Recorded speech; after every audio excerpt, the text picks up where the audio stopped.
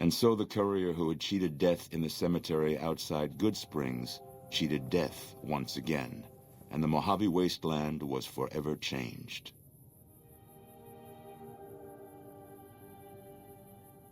The new California Republic celebrated its second victory at Hoover Dam, establishing definitive control over the entire Mojave wasteland. Soon after, they negotiated terms to annex the Strip, Freeside, and many surrounding communities. The Mojave wasteland, at long last, had entirely fallen under the NCR's banner. The courier, fair and even-handed in her dealings throughout the wasteland, was honored by the NCR for her support of the military at Hoover Dam. She was presented with the Golden Branch, the highest civilian decoration given by the Republic. Though some super mutants in Nightkin continued to journey to the legendary Utopia, they found little trace of its existence. Some eventually found their way to Jacobstown, but many wandered off into the wastes, confused and disheartened.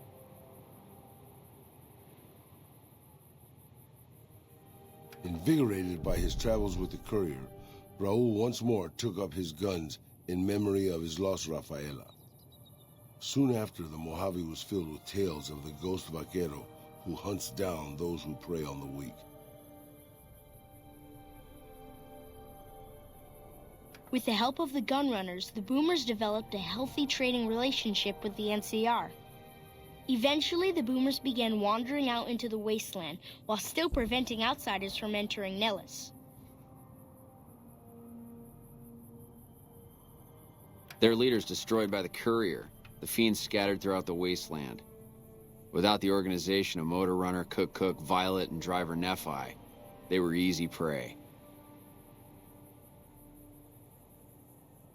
After the NCR's victory at the dam, in part thanks to follower medical support, NCR allowed the followers to care for refugees as they see fit.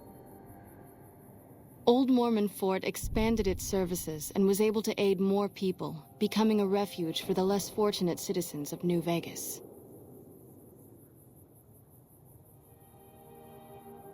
Good Springs saw more trade along I-15 after NCR gained control of the Mojave wasteland. But with that came a heavy burden of the Republic's taxes. Some old-timers, unable to handle the cost, were forced to move on, grumbling all the while.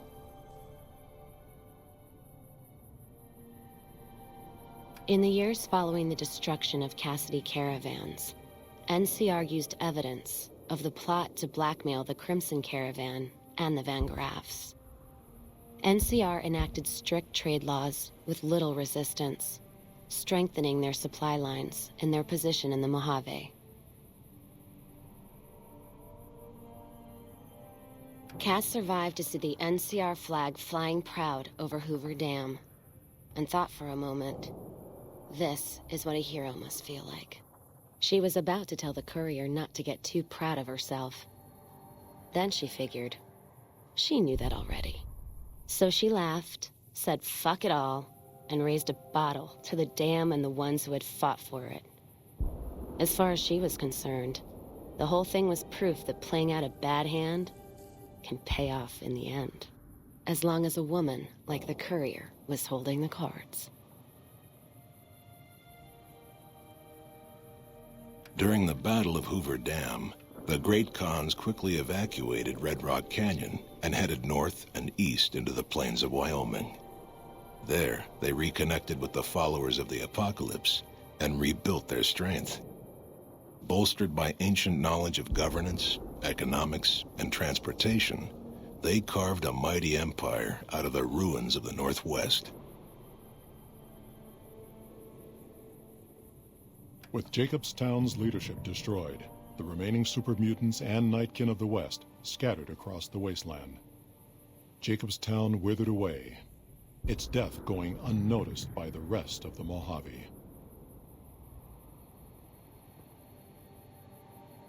After the NCR victory at Hoover Dam, the temporary truce between them and the Kings blossomed into a full-scale relief effort for the people. While the NCR made repeated entreaties that Freeside join the Republic, the King steadfastly maintained their independence.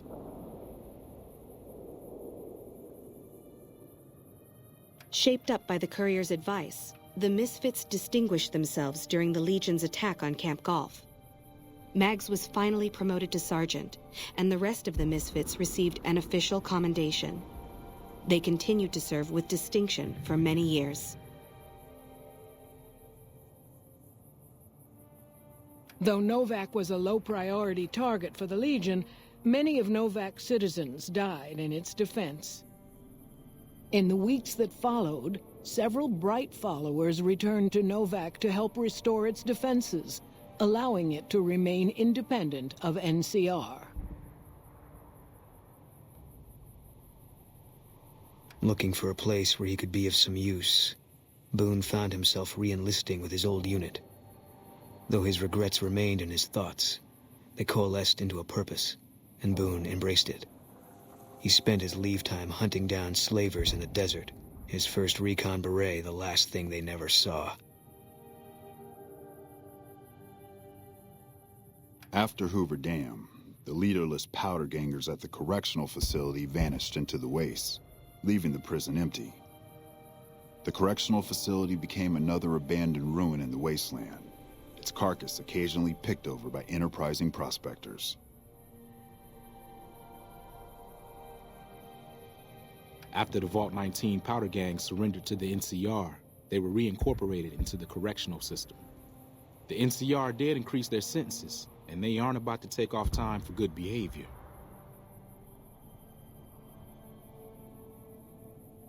After Hoover Dam, NCR helps rebuild Prim as a major stopping point on the Long 15. Though Prim citizens chafe under NCR's taxes, they benefit greatly from the increased protection and merchant traffic.